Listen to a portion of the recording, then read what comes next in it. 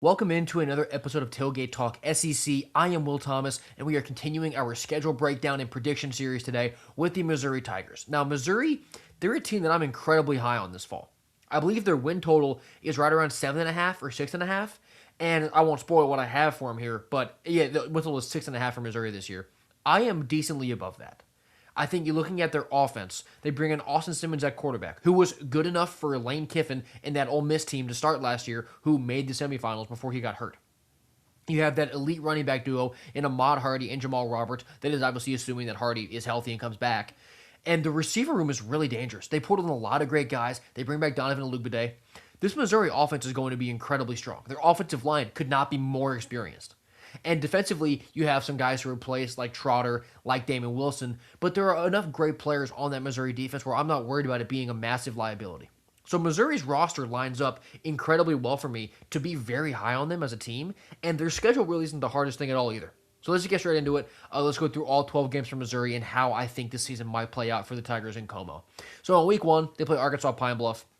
At home, there's not much to talk about there. That'll be a win, a nice little 1-0 start. But then it gets fun in week two because they hit the road and go to Kansas. And this game is going to be a Friday night. This is going to be one of those exclusive Friday Night Fox games. Obviously, this rivalry is always entertaining, so you're already getting that. And Missouri beat Kansas on their home field last year. It was a decently competitive game. They pulled away at the end. And I think that this year, Missouri's gotten stronger, and Kansas hasn't really given me that much to be like, okay, they're really in a spot where they can knock off this Missouri team. Because at this point, the Tigers' offense, they've had this whole offseason to really be together, no injuries, where that's been limiting their spring practice time. But they're not really going to show a whole lot against Arkansas Pine Bluff, right? They're really going to be able to keep their offense hidden, where Kansas can't really get a feel for what they want to do, full time. And I think they're going to really jump Kansas, really jump the Jayhawks with their offensive strategy, and just be able to outscore the Jayhawks, snap by snap. So I think that Missouri goes on the road in week two against Kansas and beats them as well, making it back-to-back wins over the last 2 years over the Jayhawks. Then in week three, they'll come back home. They'll get Troy at home. That'll be another easy win against a non-power school. And then in week four, their SEC opener, it's on the road. They go to Mississippi State. Now, my read on Mississippi State that I've been very public about is that they're going to be Arkansas from last year, which is that offense is going to be really good with all those playmakers. They're going to score a good bit of points. But their defense really worries me. You have Kelly Jones, a couple other good pieces in that secondary. I don't really know what they have in their front seven.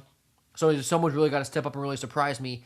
And when you have one great corner, that's really good. Do you have a second one who can cover, Caden Lee or Caleb Goody if you're against Missouri here? So I just don't know about State's defense. So even though it is going to be in Starkville, I've got Missouri going out there and really, just really being able to score at will. I think they'll be able to put up maybe north of 40 points in this game, and that'll just be too much for the Bulldogs to keep up with. So I'll take Missouri over Mississippi State as well here in week four to move on to 4-0 to start the year for the Tigers. Then week 5 and 6, they get back-to-back home games here in conference. In week 5, they host Florida.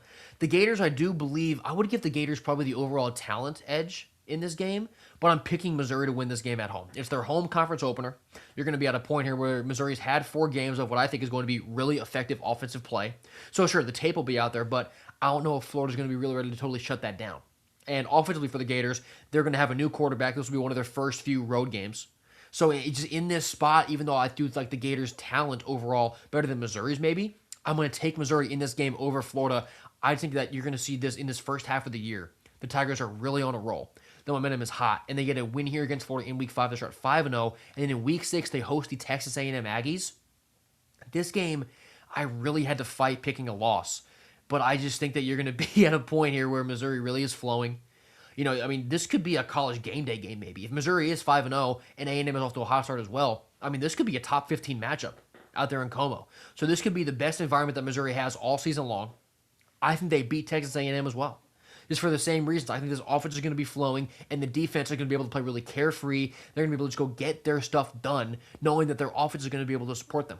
So I think that Missouri beats A&M as well in week 6 at home here. Starts off the year 6-0, and at this point, there isn't really that elite win. A&M will be their highest ranked win, but 6-0 with 3 SEC wins, one on the road at Kansas. This could be a top 10, top 15 Missouri ranked team here going into week 7 when they go to Ole Miss.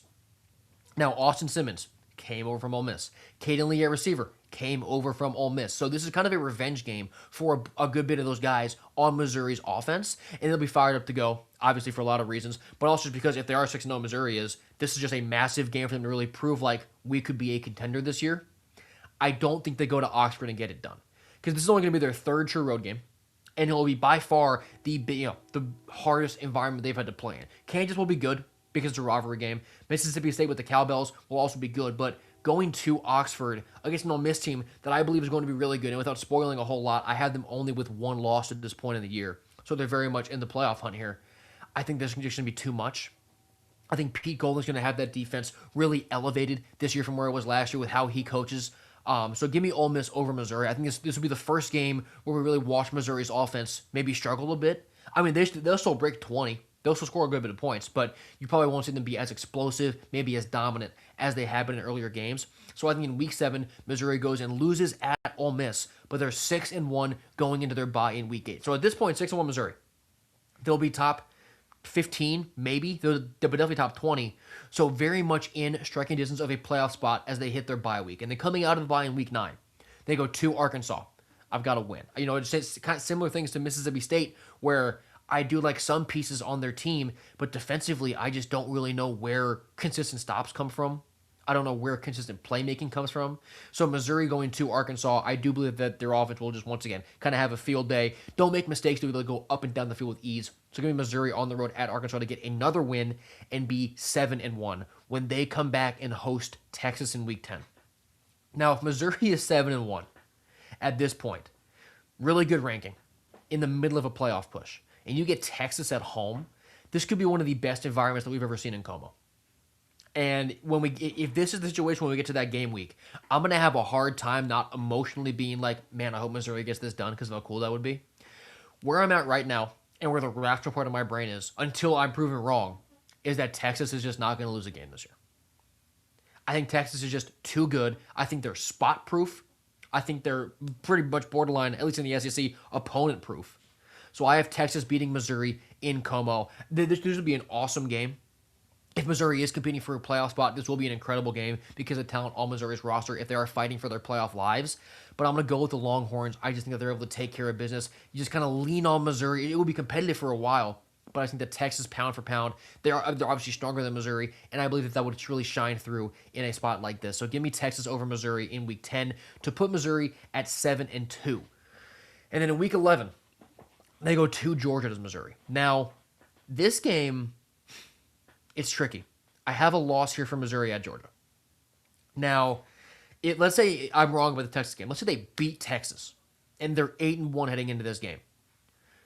Then I'm actually, weirdly, more confident in a loss here because you're kind of coming off that hangover of beating what should be a top 5 Texas team at home.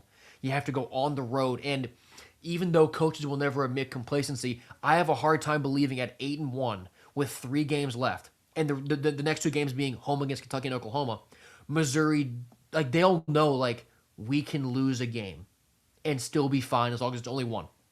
Because if a 2-loss Missouri team has wins over Texas, Texas A&M, Florida and Kansas, they'll be in the playoff. So not that they would go to Georgia and just kind of punt the game, but they're going to be willing to celebrate the Texas win a little bit. And then when they go to Athens, they'll know, like, as long as we don't lose by 40 and we take care of business the rest of the year, we'll be fine. So with a loss to Texas, I'm less confident in this loss to Georgia pick, but I'm going to stick with it because Georgia, I just think at this point in Week 11, their defense will be really fully developed. I think you'll really know what we're getting from Gunnar Stockton and that offense. We'll know how good Georgia's receivers are. And I think that at home in Athens, for a Bulldogs team who at this point I don't have them being undefeated, I think they'll be very much in the middle of a playoff push of their own and probably in a game where they can't really afford to lose a home spot here to Missouri. I'll take Georgia at home in Athens over the Tigers to give Missouri their 3rd loss. And this would effectively knock them out of playoff contention. But then the last 2 weeks here in Week 12, they host Kentucky. I've got to win. I am very excited about Kentucky this year. I brought it up multiple times. But I think late in the year, the book will be out on the Wildcats. And Missouri, coming off of 2 straight losses, they'll come back home and they really want to get something done. So I think that Missouri will be able to beat Kentucky in Week 12 to go to 8-3.